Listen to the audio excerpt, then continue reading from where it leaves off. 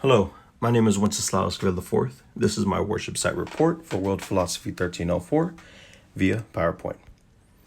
I have chosen to do my report over the Radha Kalachandji Temple.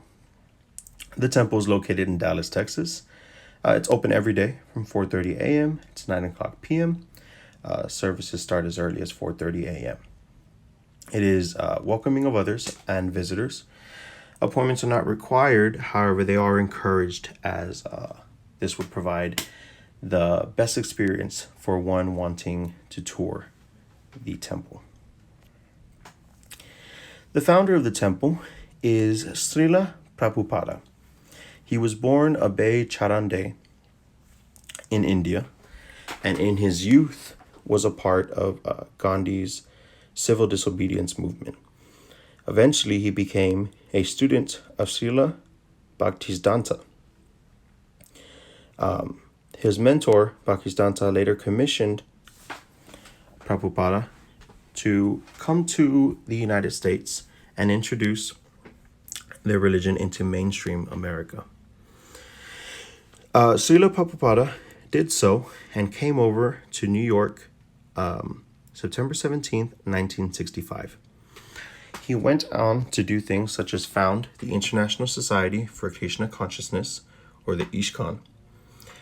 He published over 70 works, which are texts highly revered and regarded in the temple, as well as taught in universities over the subject, and as well as providing global lectures throughout the world. The site provides the story of Kalachandji, who is the Dallas deity that was brought over by Srila. Kalachandji literally translates to the beautiful moon-faced one and was worshipped as the supreme personality of Godhead by thousands of devotees. However, with the Mughal invasion, fearing for Kalachandji's safety, his devoted hid him from the plunderers and kept him in hiding. It wasn't until centuries later that he was brought over to America and installed in the Dallas temple. And so it was that Kalachandji found a new home. The Texas Krishnas are responsible for the founding of this specific temple as well. They were a group that came over in the 1970s, and they established a preaching center in Dallas. They moved again a year later around Turtle Creek, which was a more fashionable district of Dallas, and they rented a small building for a few months.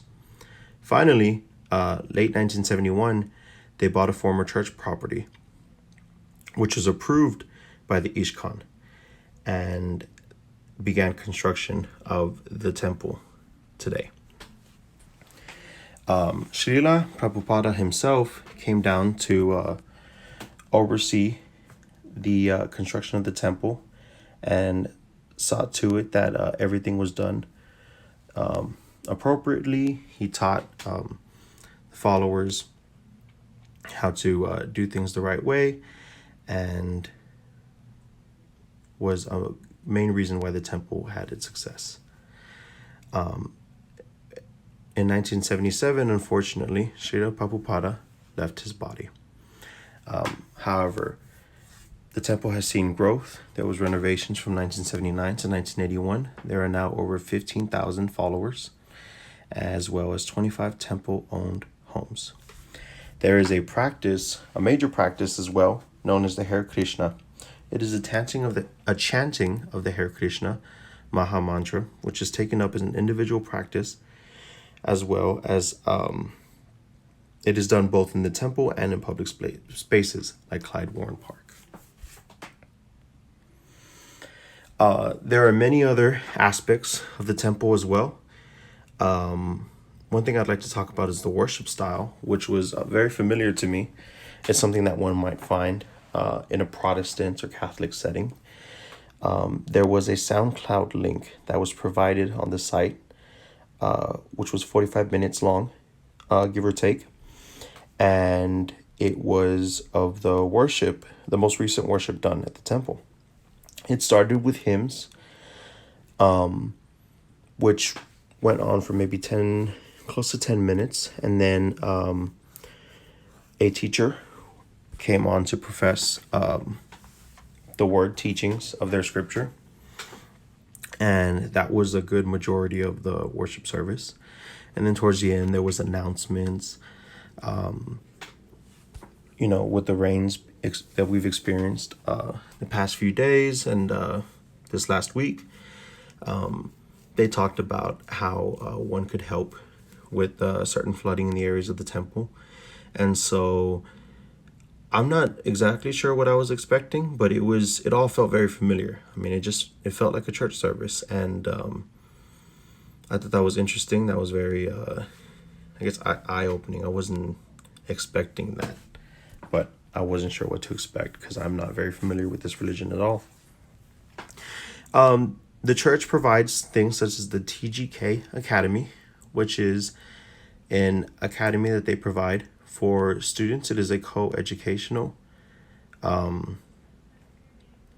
academy, co-educational institute that nurtures the needs of children from the ages of 5 to 18.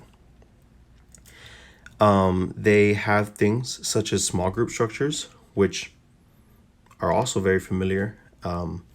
They feel like small groups that I'm familiar with from growing up in a Protestant church. They're structured the same way that worship is structured. The worship I just described from the sound link, they begin with hymns. There's a 45-minute discussion, give or take, of whatever the text is. And then there's a potluck at the end, which I don't believe there's a potluck at the end of the worships in the temple. But in the small groups, it's specifically outlined in the structure.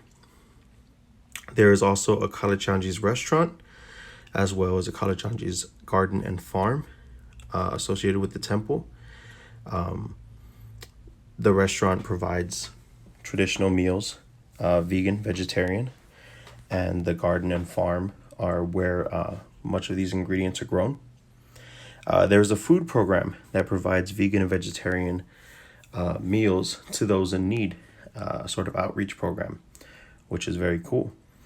And there is Sunday school that is provided for the children that teaches the children about the text, provides different sorts of practices such as yoga, meditations, and such for the children. And that is my report for the worship site. Again, Wenceslaus Kivel for World Philosophy 1304. Thank you.